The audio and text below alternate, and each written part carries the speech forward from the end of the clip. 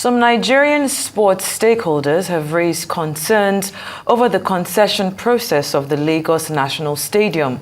On his inspection tour of the stadium, Minister of Sports Development, John Eno, announced there is a concession plan for the facility he met on resumption of duty.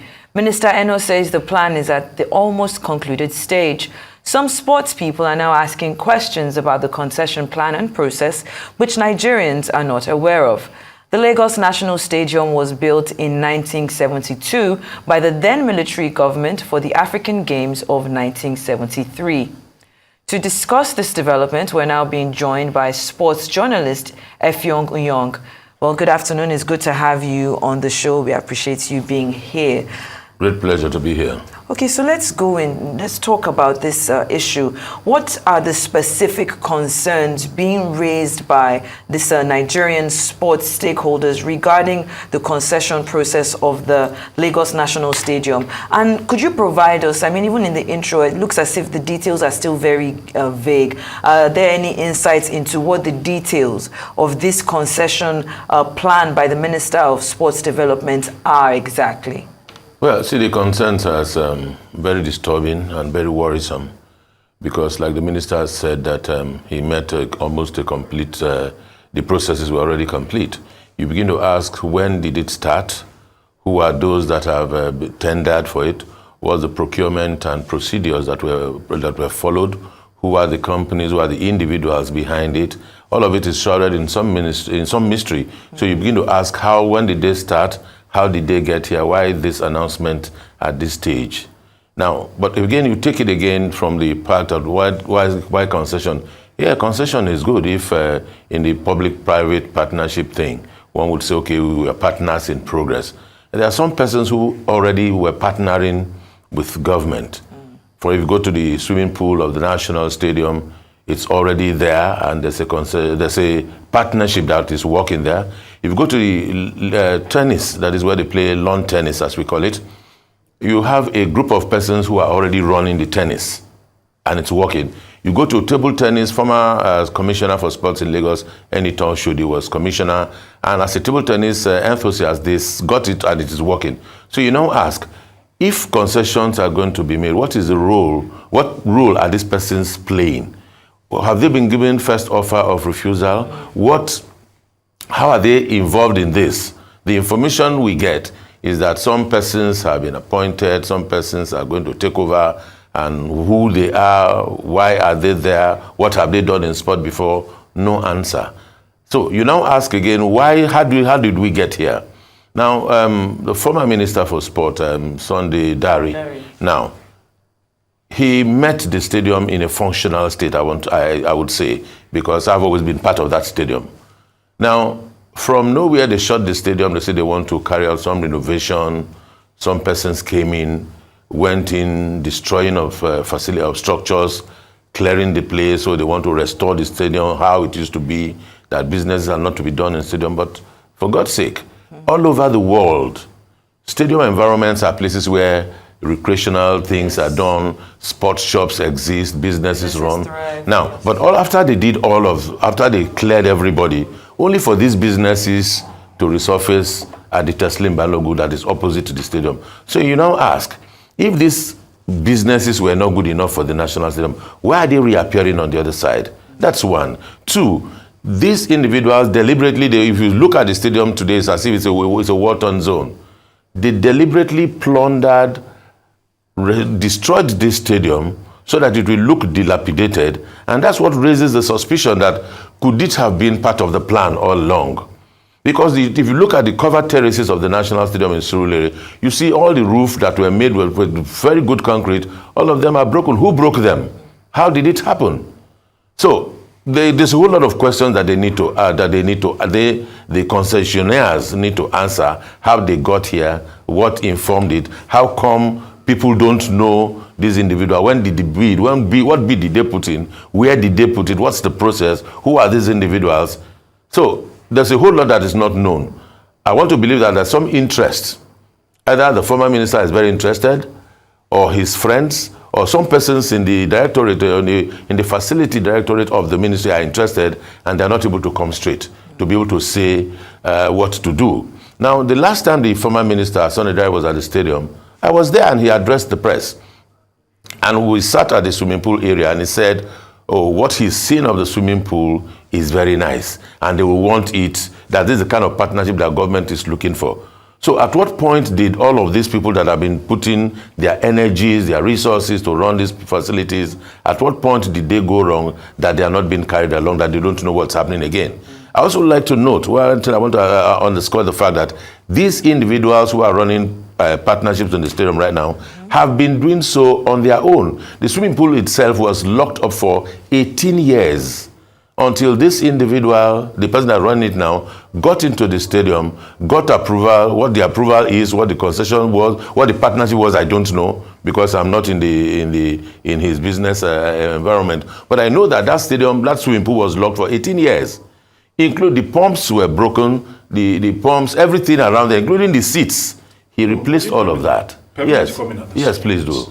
Because I'm very conversant with the National Stadium, and the issue about concession did not start today. Because we know that when the former Minister of Sports, talking about Solomon Dalong, also came on board, he spoke about concession. It didn't see the light of the day. Sunday Dare too came up and spoke about concession. It did not see the light of the day. And right now we have a third minister in succession speaking about concession of that particular national stadium in Lagos, understanding that it's one of those historical landmarks in the history of Nigeria, from when it was built and the kind of matches that have been played, the kind of events that have been held there. A lot of people still believe that concessioning the stadium is the way out, being that you look at it closely. You've mentioned some people handling several parts of the National Stadium, which is just almost like a microcosm of the entirety of the National Stadium.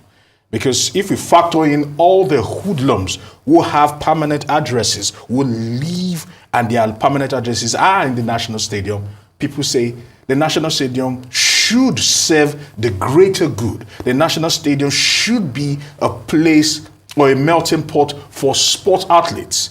But it's been overrun by several different people. And entertainment, or probably parts of the National Stadium and what it gives to some people, should not be the focus, but that the national team, like the Super Eagles, should be able to play matches at the National Stadium. The national basketball team should be able to play matches at the National Stadium.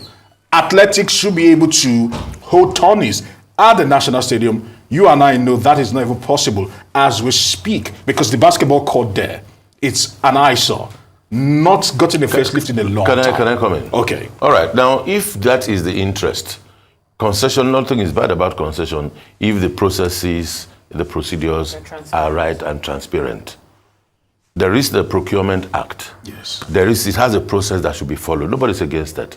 But coming back to this stadium, I know that stadium like the back of my palm. Okay. Since before it was even built. My primary school is behind it there, that's Salvation Army Primary School. As children in our formative years, we used to run through the swamp to go and catch fish and pursue birds in that stadium.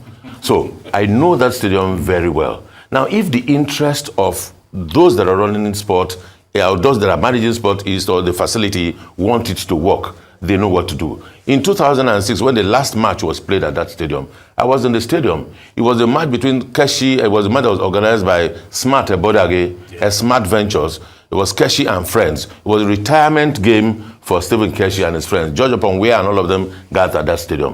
What was the problem? The problem was security. The security of that stadium was let loose. Those that were doing the ticketing, those that were managing the crowds, allowed area boys to enter the stadium and rushed onto the pitch at the close of the game.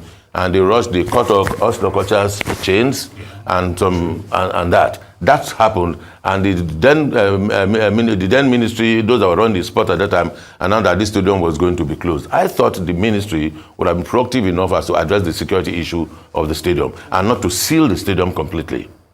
That's one. Two, if the interest of those that are running the stadium is to refurbish the stadium, I just mentioned areas of the stadium that has been taken over, that is managed by people, and they are functional.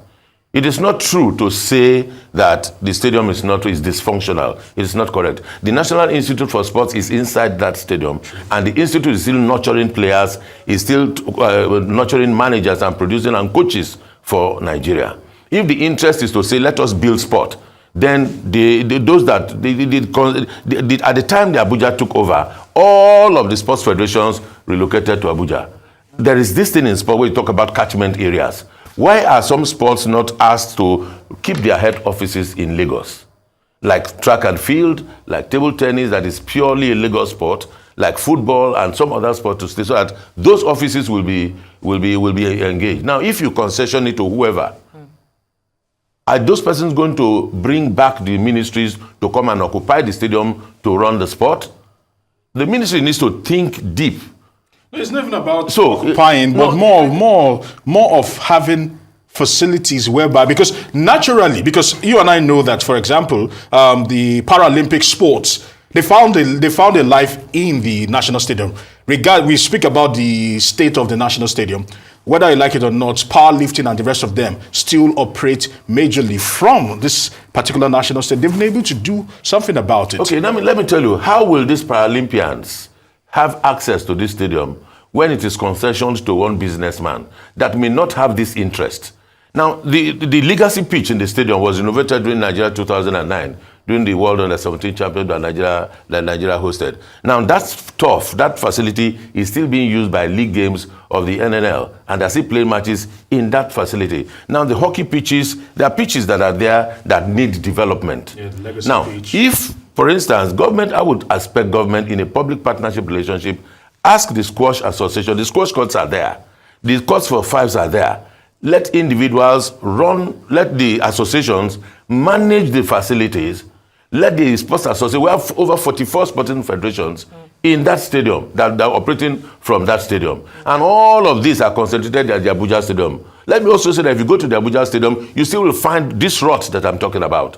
But I'm particularly worried because I know that the stadium at the National Stadium in Surulere was deliberately plundered to create this scenario of a dilapidation so that some persons can now be merciful enough to help us. That help, I don't think it's proper. That's on one hand. On the other hand, again, like I said, concessioning the stadium is not the problem. What are the procedures?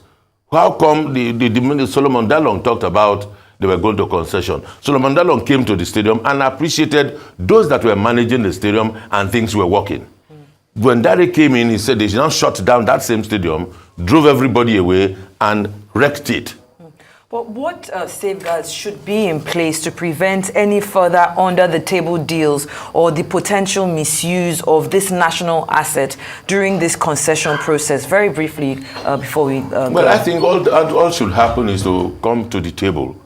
Let the procedures be transparent. Let everybody be part of it. Let us know that this is what we want to do. These companies have bidded. What are they bringing to do? What have they done before in sport? And not things being shrouded in secrecy, no transparency. All you hear is that it's being concessioned, or some persons are coming to take over. Inventories are being taken. And say, how? So what is the rule? What space is there for those who have been managing and nurturing this whole facility before this time?